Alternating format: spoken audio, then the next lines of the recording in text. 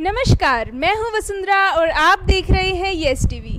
दोस्तों, आजकल हमारे लाइफ में होता क्या है कि जिसको भी देखो उसे अपना करियर या तो इंजीनियरिंग में बनाना है या फिर डॉक्टर बनना है या फिर बिजनेसमैन बनना है, लेकिन सोशल सर्विस की तरफ किसी का ध्यान ही नहीं जाता। तो इसी बीच आज हमारे साथ जुड़े हैं एनजीओ के प्रेसिडेंट फाउंडर शशि जी, जिनकी ऑर्गेनाइजेशन का नाम है एक सोच नई सोच। तो चलिए उनसे जानते हैं कि वो किस तरीके से इस मुकाम पर पहुंचे हैं। तो सर, सबसे पहले आपका यस टीवी में बहुत बहुत स्वागत है।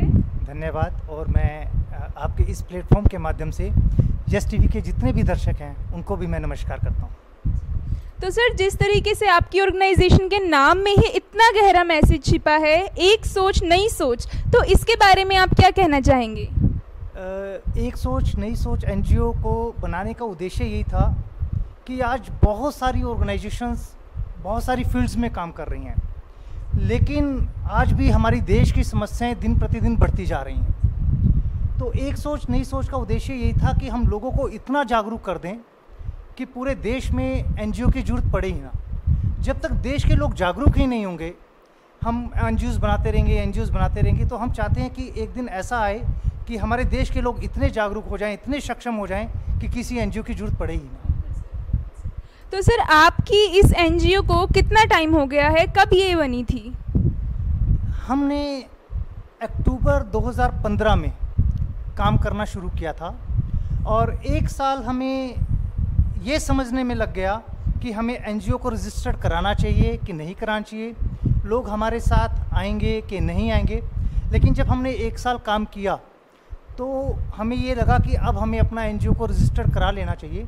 तो 3 अक्टूबर 2016 को सोसाइटी एक्ट 2012 के तहत एक सोच नई सोच संस्था को रजिस्टर करवाया गया। तो सर, जिस तरीके से आपने अपनी ये एनजीओ का इतने अच्छे प्लेटफॉर्म पर आज ये है, तो सर इसका मेन उद्देश्य, मेन एम क्या है आपकी इस संस्था का?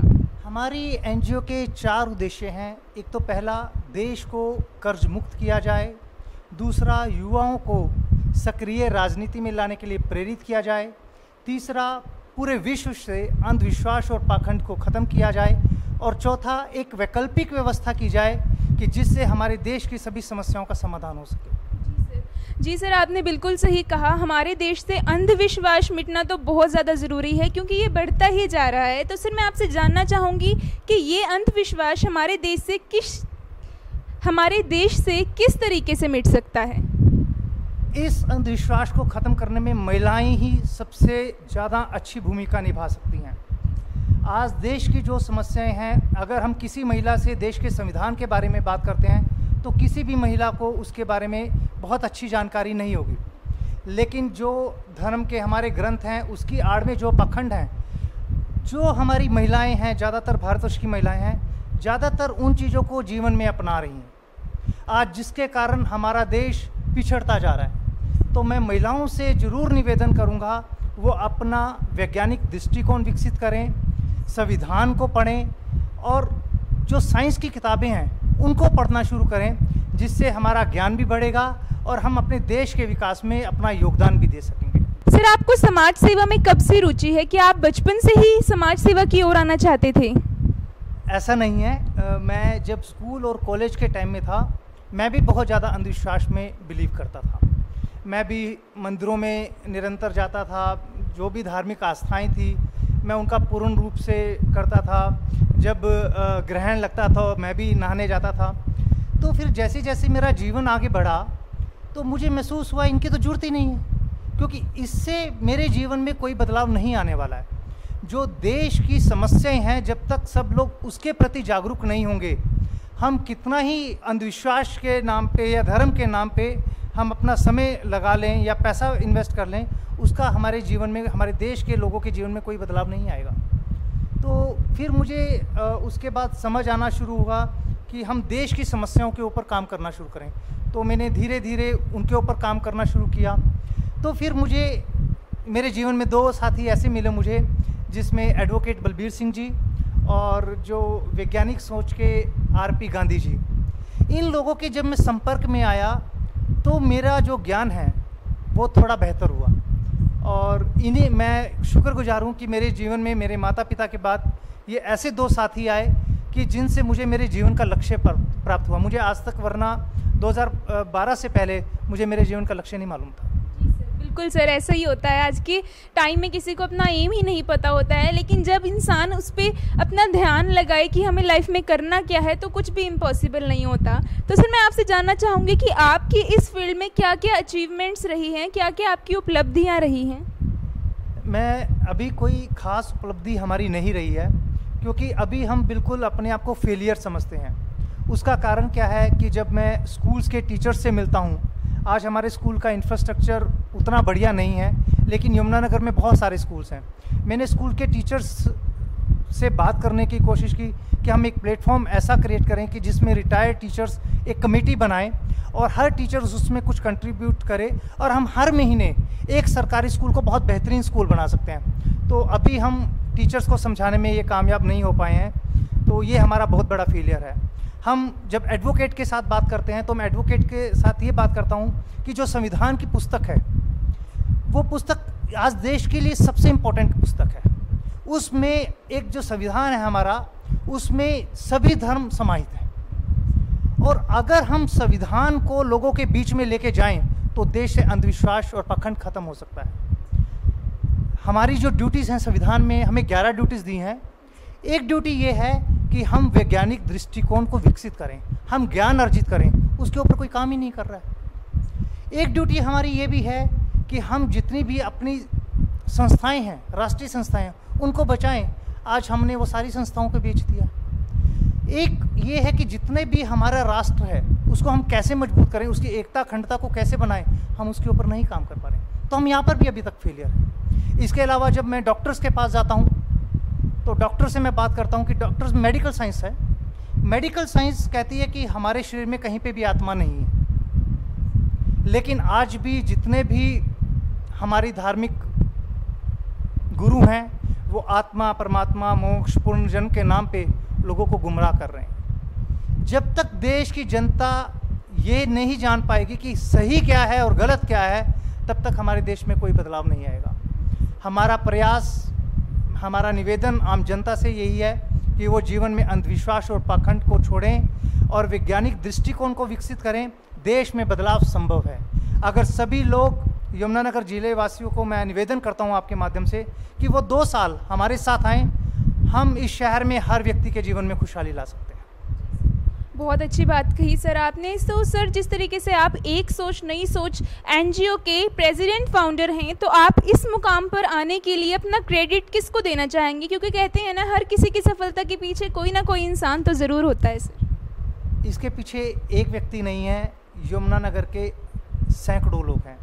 लेकिन सबसे पहला मैं जो क्रेडिट दूंगा अपने पेरेंट्स को, फिर उसके बाद अपने वाइफ को, और उसके बाद जिन साथियों ने एक सोच नई सोच संस्था को पिछले 5 साल से निरंतर तन मन धन से सहयोग दिया, मैं उन सभी को क्रेडिट देता हूँ। तो सभी का योगदान है इस संस्था को खड़ा करने के लिए, और मुझे अपने सभी साथियों पर गर्व है। तो सर, आप आने वाले समाज में क्या बदलाव देखना चाहते हैं? क्योंकि आज का समाज अभी तक पिछड़ी सोच में ही जीता रहा है और अभी भी जी रहा है। तो सर, आप क्या चाहते हैं कि आने वाली समाज का, आने वाली जनरेशन की क्या सोच हो? सबसे पहले जो एक सोच सबके मन में रहती है कि हमें कुछ भी सोसाइटी के वेलफेयर के लिए काम करना है, वो घर से शुरुआत होती है। मेरा ऐसा मानना नहीं है। आप देश के लिए काम करें, और जिस दिन देश आपका अच्छा हो गया उस दिन आपका घर स्वयं अच्छा हो जाएगा। तो सब हम लोग देश के लिए काम करना सीखें, और देश के लिए काम करने के लिए युवाओं को आगे आना होगा। तो सर, कहते हैं ना कि कोई भी काम एकदम से सफल नहीं हो पाता, उसमें बहुत सी अड़चनें आती हैं, बहुत सी ऑब्स्टेकल्स, बहुत सी परेशानियां आती हैं। तो आपने इन सब परेशानियों को कैसे हैंडल किया? किस तरीके से इन सभी सिचुएशंस को टैकल किया?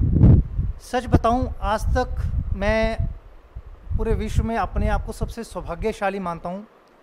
मेरे पेरेंट्स ने मुझे आज तक कोई भी समस्या नहीं आने दी है। तो मेरे पेरेंट्स ने आज तक मुझसे कोई डिमांड नहीं किया, मेरी वाइफ ने मुझसे आज तक कोई डिमांड नहीं किया।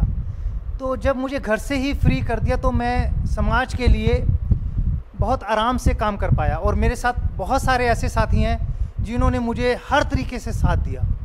तो मुझे आज तक कोई परेशानी आई नहीं। मैंने जो भी काम अपने दोस्तों से बोला कि मैं ये काम करना चाहता हूँ, तो मेरे सभी साथियों ने मुझे बहुत सहयोग दिया। तो मुझे आज तक तो कोई परेशानी अभी तक तो नहीं आई।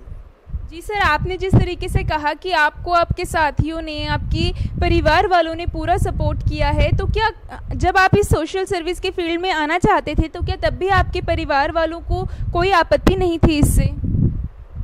मेरे परिवार वालों को जब से मेरा जन्म हुआ है और आज तक मुझे नहीं लगता कि किसी दिन भी, एक भी दिन उन्होंने मेरे ऊपर किसी भी चीज़ के लिए आपत्ति की हो। उन्होंने मुझे हर संभव सहयोग दिया। मैं इन चीज़ों को शब्दों में बयान नहीं कर सकता कि वो मैं सुबह 6 बजे से लेकर रात के 12 बजे तक काम करता हूँ। उन्होंने कभी मुझसे नहीं पूछा कि मैं क्या कर रहा हूँ। उन्होंने कभी नहीं बोला कि हमारे घर के लिए कोई सामान ले आओ। कभी उन्होंने आज तक मुझे एक भी चीज़ ऐसा नहीं बोला कि प्रेशर दिया हो कि मैं घर के लिए कुछ करूं। उन्होंने मुझे आज तक बिल्कुल फ्री रखा कि मैं जो भी करना चाहता हूं मैं वो करूं। जी सर, बहुत अच्छी बात है, क्योंकि जब हमें अपने करीबी लोगों का सपोर्ट मिलता है, उनका सहयोग मिलता है, तो उससे हमारा आत्मविश्वास और दुगना हो जाता है। तो सर लास्ट में मैं आपसे रिक्वेस्ट करूंगी कि हमारे यस टीवी के माध्यम से हमारे दर्शकों को आप कुछ संदेश दें। मैं एक ही संदेश देना चाहूँगा। यमुनानगर जिले की जनसंख्या 15 लाख है। हर रोज 130 यूनिट ब्लड की जरूरत पड़ती है। क्या हम अपने यमुनानगर की जनता को पॉलीथीन के ऊपर बार बार जागरूक करते रहेंगे? क्या ब्लड डोनेशंस के ऊपर जागरूक करते रहेंगे? क्या जल शक्ति अभियान के ऊपर जागरूक करते रहेंगे? क्या हम इन छोटी छोटी चीज़ों के ऊपर जागरूक करेंगे? यमुनानगर की जनता खड़ी हो। एक सोच नई सोच संस्था ने एक मुहिम को चलाया हुआ है, सर्व ह्यूमैनिटी सेव वर्ल्ड अभियान। छुट्टी के दिन अगर यमुनानगर की जनता अपने शहर के विकास के लिए अपना 1 घंटा भी देना शुरू कर दे तो यमुनानगर जिला की जनता 2 वर्ष के अंदर अंदर पूरे भारत के लिए प्रेरणा स्रोत बनेगी। अगर हम अपने शहर के जितने भी पेड़ हैं उनका सौंदर्यीकरण करना शुरू कर दें, 15 मिनट लगते हैं एक पेड़ को सौंदर्यीकरण करने में, तो हम अपने शहर के सभी पेड़ों का सौंदर्यीकरण करते हैं, हमारा शहर सौंदर्यीकरण हो जाएगा। हम उस दिन छुट्टी वाले दिन ब्लड डोनेट करके आएँ। ब्लड डोनेट करने का फ़ायदा क्या होगा कि आपके 1400 रुपये के टेस्ट फ्री में हो जाएंगे।